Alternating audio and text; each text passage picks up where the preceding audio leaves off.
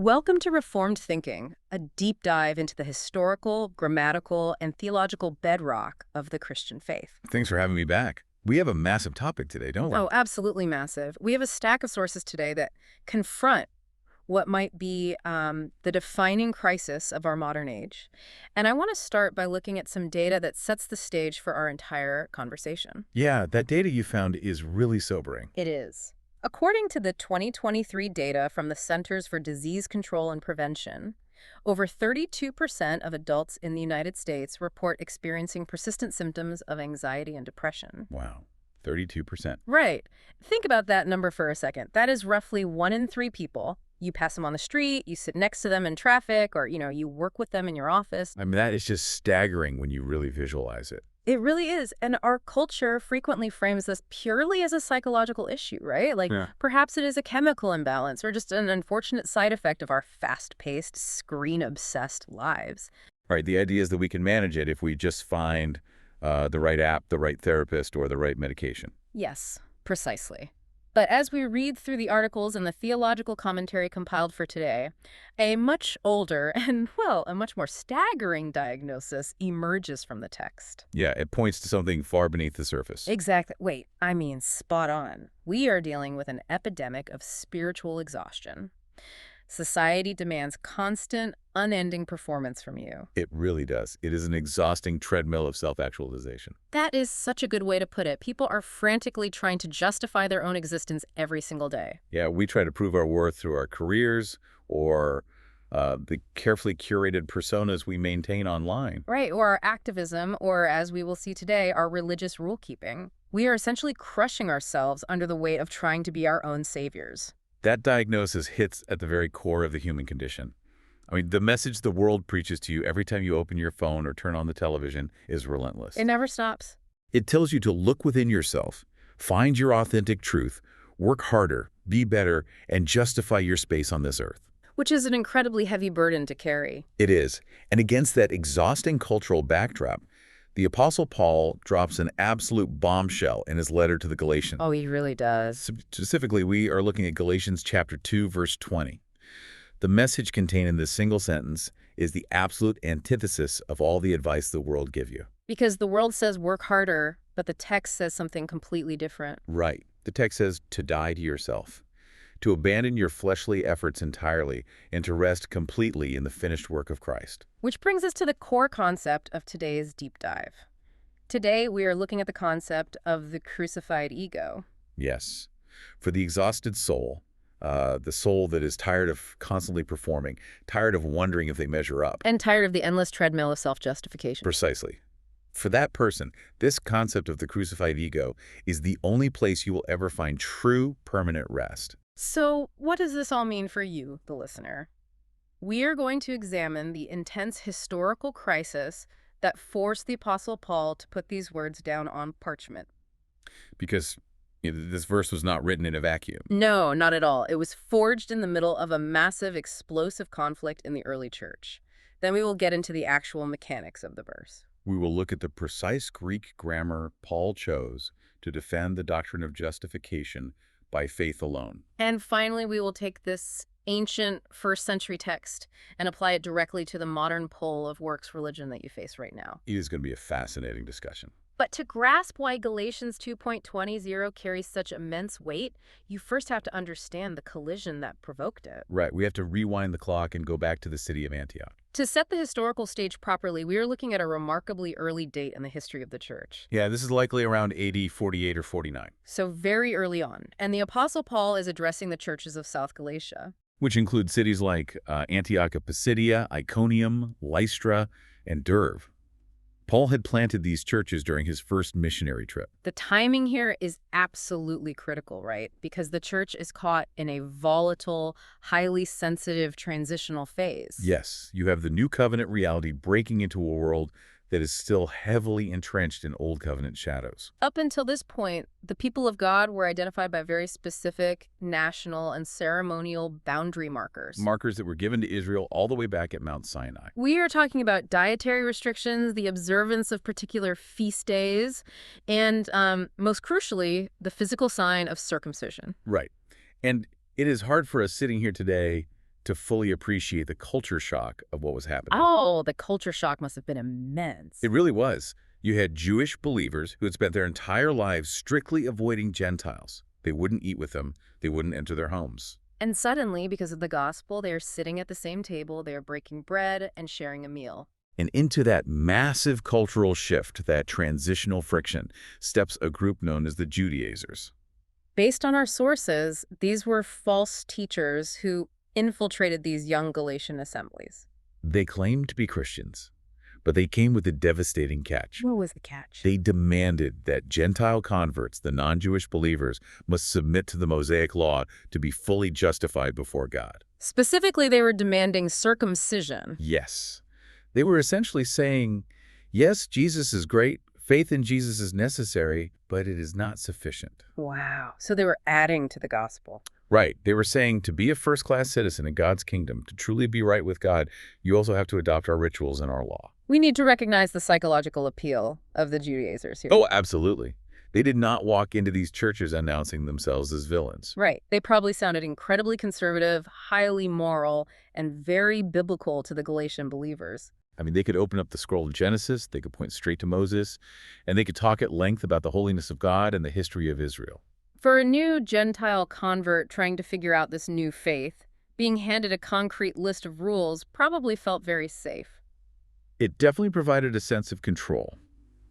But Paul recognized the lethal threat hiding underneath their pious language. Try with what, exactly? If human cooperation, if any ritual or work of the law, is added to the grace of Christ for justification, then grace is completely nullified. This brings up the famous showdown recorded just a few verses prior to our main text in Galatians 2:11 through 19. Right. The Apostle Peter, also called Cephas, is visiting Antioch. And Antioch was a vibrant, mixed congregation of Jews and Gentiles. Initially, Peter is eating with the Gentile believers. He is enjoying table fellowship with them. He's publicly living out the truth that the gospel has demolished the dividing wall between Jew and Gentile. But then the pressure mounts. Men associated with James, the circumcision party, arrive in Antioch. These were the strict conservatives we just talked about. Yes. And Peter, out of fear of how he will be perceived by this group, withdraws.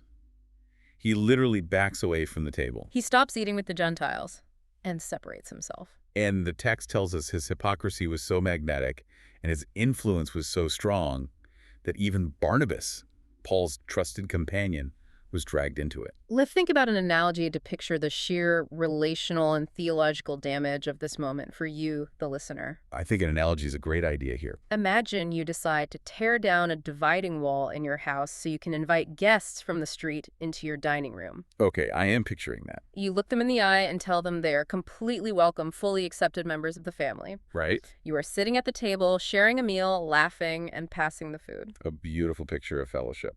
But the moment certain influential critics walk through your front door, critics who think those specific guests are unclean, Oh, I see where this is going. you immediately stand up, build a fence right down the middle of the dinner table, and refuse to pass the bread to the other side. That is just awful.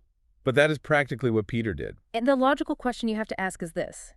If Gentiles have to adopt Jewish boundary markers to be accepted at the table, doesn't that inherently claim the cross of Jesus Christ is insufficient? That is the precise question Paul forces upon Peter. And he does it publicly. Because the public action contradicted the public gospel. We have to understand that this was not a minor disagreement over social etiquette. It was not a debate about dietary preferences or cultural sensitivity. No, this was a battle over solified, the doctrine of justification by faith alone. By backing away from that table, Peter's behavior was implicitly teaching the Gentile believers that the blood of Christ was not enough to make them clean. He was communicating, without using words, that to be truly clean, they needed the law of Moses. This blending of grace and works has historically been the most persistent heresy threatening the church. Oh, without a doubt. We saw it codified centuries later when the Council of Trent formally rejected justification by faith alone, insisting that human cooperation is necessary. And we see it today whenever someone implies that your standing before God depends on Christ plus your political affiliation, Christ plus your moral track record, or Christ plus your cultural traditions. Yes. If you add anything to grace, it ceases to be grace. I love how you frame that because It makes Paul's reaction make total sense. Paul is absolutely furious. He rebukes Peter to his face in front of everyone. And out of that intense, fiery confrontation, he doesn't just sit down and write out a better set of religious rules. Right. He doesn't offer a different philosophical framework for how they should all get along. He completely dismantles their argument by pointing to an execution. No. Paul starts verse 20 with this staggering clause, I have been crucified with Christ. Let's break down the Greek syntax of that phrase, because the theology here is carried directly by the grammar. Oh, I love digging into the Greek. What is the verb Paul uses? The verb Paul uses is sunastarimai. It translates to, I have been crucified with. The tense of this verb is absolutely vital for the listener to grasp, isn't it? Yes. It is in the perfect tense. In biblical Greek, the perfect tense describes an action completed in the past that has ongoing, continuing results in the present. So Paul is not saying, I am trying very hard to crucify myself daily so I can get right with God. Exactly. I mean, spot on. He is declaring a completed, finished reality. He was crucified with Christ at Calvary, and he forever remains in that state of a crucified man. Furthermore, this verb is in the passive voice. Meaning, this wasn't something Paul did to himself. Precisely. This was an act of God. The passive voice is crucial because it removes any room for human boasting. The believer does not crucify themselves into justification. You cannot mortify your own flesh enough to earn a righteous verdict from God. There is no amount of self-denial that will tip the scales in your favor. It was a sovereign act of God, imputing the believer to Christ in his death. And we cannot overlook the prefix of that Greek verb, the prefix son. Right. The prefix son means with. This establishes the doctrine of federal representative union. So when Christ died on the cross under the wrath of God, the believer's legal standing under the condemnation of the law died right there with him. Yes, that legal standing is gone. Okay, let's push back on that for a second. Sure, go ahead. Because I know someone listening is thinking logically. If the believer is dead, how are they still making choices? That is a very fair question. How is Paul writing letters, traveling the Mediterranean, getting angry, and rebuking Peter if he is supposedly a dead man? Well, we need a way to visualize this. Think of it like a deposed dictator. Oh, I like this. Walk me through it. Imagine a tyrant who has ruled a country for decades. He sets all the laws, demands total allegiance, extracts taxes, and completely ruins the economy. A terrible situation. Then a massive revolution happens, and that dictator is legally stripped of all his authority. He is deposed. Okay, he is out of power. Now, he might still physically live within the borders of the country. He might still stand on his front porch and shout orders at people walking by. He might even try to exert influence and cause trouble. Exactly.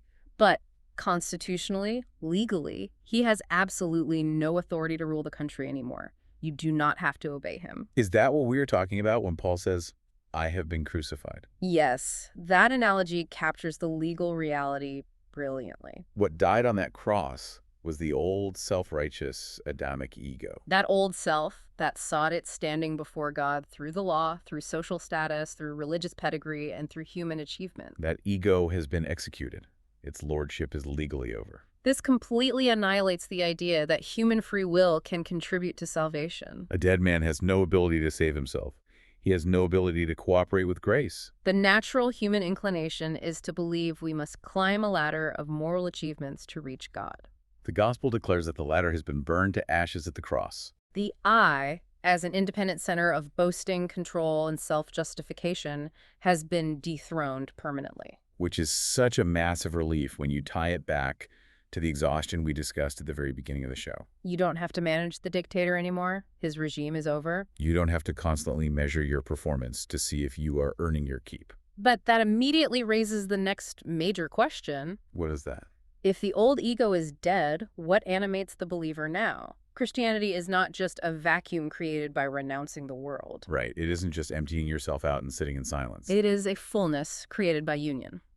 And this leads us to the second clause of the verse, where Paul outlines the paradox of life. He writes, "It is no longer I who live, but Christ lives in me." The transition Paul makes here from the perfect tense of the crucifixion to the present tense of the new life is fascinating. It really is. Paul uses the present active indicative verbs here, meaning to live. This highlights the ongoing, continuous reality of this new existence. We need to be very clear about what Christ lives in me actually means. because it is frequently misunderstood in modern Christianity. Yeah, people tend to water it down. This is Yeah. not just a metaphor for moral inspiration. Paul is not sitting there saying, I am really inspired by Jesus' example, so I am going to try my absolute hardest to mimic his behavior today. And he certainly is not talking about some vague, new age, mystical energy. No, this is a vital, organic, mystical union where the risen Lord actually communicates life, holiness, strength, and comfort to the believer. And he does this through the indwelling of the Holy Spirit. The text provides this beautiful agrarian analogy that clarifies how this works, which is the idea of grafting a branch. Let's lay that out for the listener. Let's say you are an orchard farmer and you have a diseased branch on one of your trees. Okay, it produces absolutely nothing but rotten, worm-eaten fruit. You cannot stand there and command that branch to grow healthy apples. Right. You can yell at it, you can read it a list of rules, you can try to inspire it with pictures of better apples, but the branch is diseased at its core. You have to cut it off entirely. You sever it. Then you take a living branch from a healthy tree and you graft it right into the trunk of the host tree. That new branch lives entirely by the sap of the host tree. It produces fruit, yes, but not by its own independent strength or its own striving. It is drawing all its vitality, all its life, from the union with the trunk. That horticultural reality illustrates the theological truth of union with Christ perfectly. The believer produces fruit, but the life source is entirely external. And we must use this point to decisively crush a specific error known as antinomianism. Let's explain that term for the listener. Antinomianism is the false idea that because we are saved by free grace, the moral law no longer matters. The idea that we can live however we want. Yes. People who hold to this view abuse the doctrine of grace, turning it into a license for lawlessness. They think, well, my old ego is dead. Christ did all the work, so I can just sin all I want. But you cannot claim Christ lives in me while making peace with cherished sins. The indwelling Christ does not fellowship with greed, bitterness, lust, or pride as though they are welcome guests in the heart. The same Christ who justifies also indwells and sanctifies. Let's pause and distinguish those two terms for you, the listener. Getting justification and sanctification mixed up causes a tremendous amount of anxiety. It leads to so much spiritual exhaustion. Confusing those two concepts is the root of much spiritual despair in the church today. So, define justification for us. Justification is a definitive, forensic, legal declaration by God. It happens once. God declares you righteous in his courtroom based entirely on the imputed righteousness of Christ. It is perfect, it is complete, and it cannot be improved upon by anything you do. Sanctification, on the other hand, is the ongoing, lifelong process of renewal. It is the fruit of the indwelling Christ we just talked about. You are not justified by your sanctification. You obey God's moral law, not out of a terrifying fear of condemnation, but as a response of deep gratitude because you are already justified. The grace that pardons the sinner is the exact same grace that trains the sinner to renounce ungodliness. So we have the unseen spiritual reality established. The old dictator ego is dead, and the new life is the sap of Christ flowing through the grafted branch. But we have to move from the unseen realm to the physical, daily reality. How do you actually apply this mystical union to your very ordinary, sometimes very difficult Tuesday morning? When your alarm goes off and you have to face traffic, a difficult boss, or financial stress. This brings us to the next phrase, looking at the walk of faith and the reality of substitution. Paul writes, "And the life I now live in the flesh, I live by faith in the Son of God, who loved me and gave himself for me." Let's look closely at that phrase, in the flesh. Paul is anticipating a misunderstanding here. He wants to clarify that while his old spiritual identity, the self-righteous ego, is dead, his physical existence continues. By flesh, in this specific context, he does not mean a sinful, depraved nature, which is how he uses the word in other epistles. Here he means mortal bodily existence. He still gets hungry. He still bleeds when he is beaten. He still faces grief, weakness, temptation, and brutal persecution. Salvation does not remove believers from creaturely limitations. You are still living in a fallen, broken world. But the instrument by which you navigate this temporal, suffering life has fundamentally changed. You live it by faith. I think we need to define faith here. Yes, because in modern language, when people hear the word faith, it sounds like a blind leap into the dark. Or crossing your fingers and wishing really hard that something is true despite the evidence. It's almost treated as a feeling you have to conjure up. The Greek word here is pistis, But that modern definition is not what pistis means, is it? No, biblical faith is instrumental, not meritorious. Faith is not a good work that God rewards with salvation. John Calvin often described faith as an empty vessel. The vessel itself has no inherent value. Its value comes entirely from what it holds. It is the empty hand relying entirely on an external object. And the object of that faith is highly specific, the Son of God. You are not placing your faith in a generic higher power or a positive moral philosophy, or even in the strength of your own faith. You are resting on the objective, historical reality of Jesus Christ. And what did that Son of God do? Paul says, he loved me and gave himself for me. Let's zero in on the phrase, who loved me. Notice how intensely personal this is for Paul. We are talking about massive cosmic theology here. Crucifixion, justification, federal union. But the consolation is intimately personal. Why is it vital that faith is directed specifically to the divine Son of God, rather than a generic concept of the divine or a set of good ideas? Because a generic deity did not bleed for you. A moral philosophy cannot stand as your substitute under the wrath of a holy God. Here we must analyze the Greek participle paradontos, Which translates to gave over or delivered. We look at that alongside the pronoun huton, meaning himself, and the preposition hyper, meaning for or on behalf of. This grammar gives us the doctrine of penal substitutionary atonement. Christ is highlighted here as both the priest who makes the offering and the sacrifice that is offered. He did not merely... Wait, let me rephrase. He did not just give us an instruction manual for better living. No, he voluntarily gave his own life under the divine judgment that was meant for sinners.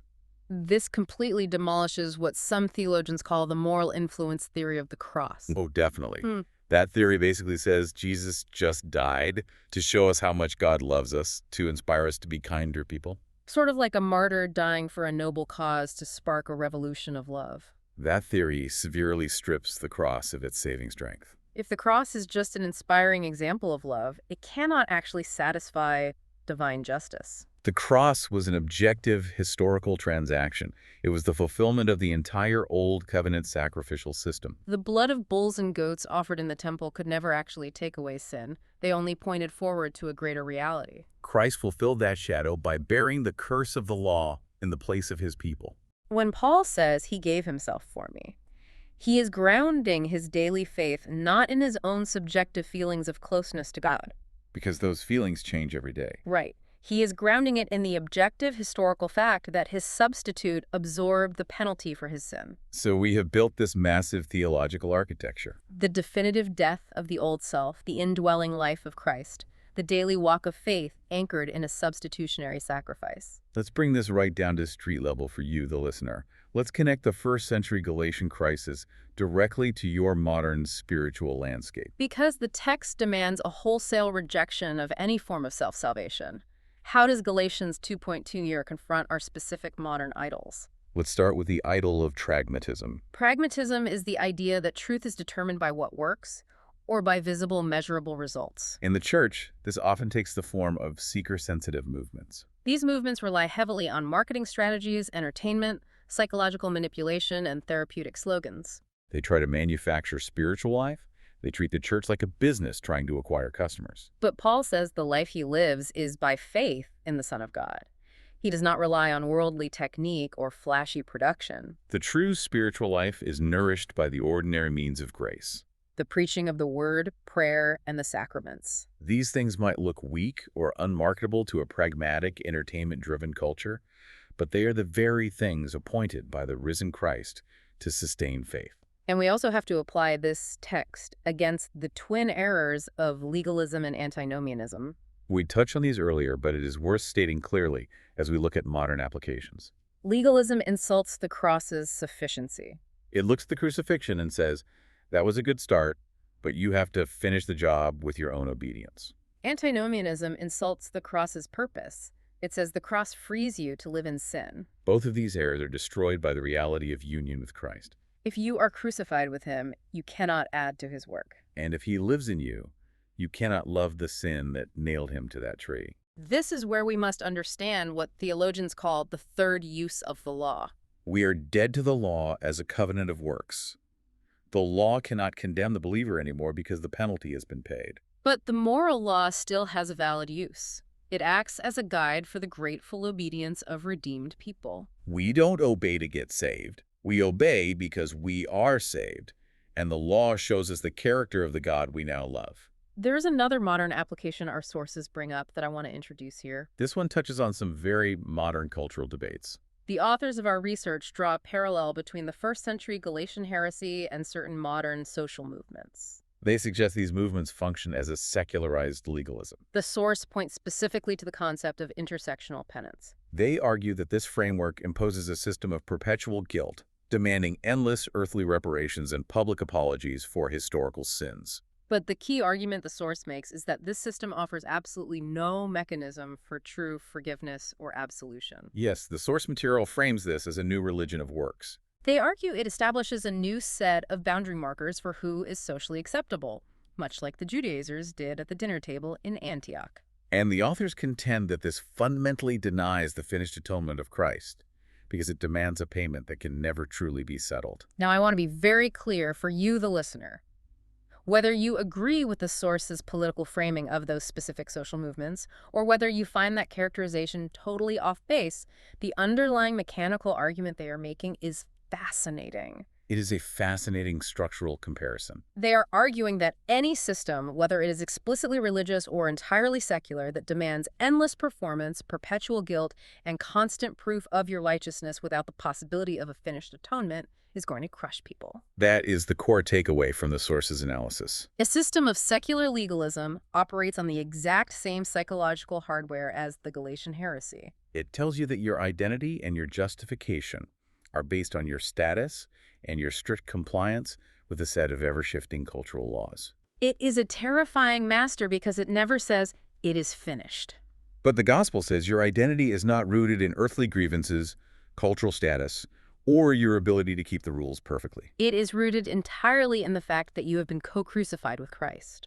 The cross covers every sin, breaks down every dividing wall, and offers the only true absolution available to humanity. Which ties everything right back to the hook we started with, the exhausted, anxious, modern person reflected in that CDC data. If you measure your standing before God, or even your standing before society, by your daily performance, your political purity, or your religious resume, you will be crushed. You will become part of that 32% gripped by persistent anxiety. The true answer to exhaustion is looking away from self-measuring.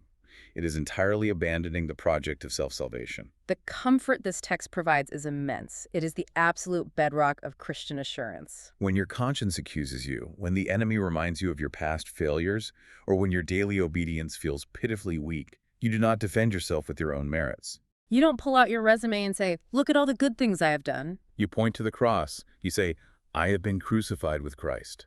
My old self is dead, its debts are paid, and the life I now live is hidden in the Son of God who loved me and gave himself for me. Your assurance does not rest in your achievement. It rests exclusively in the Son's self-giving.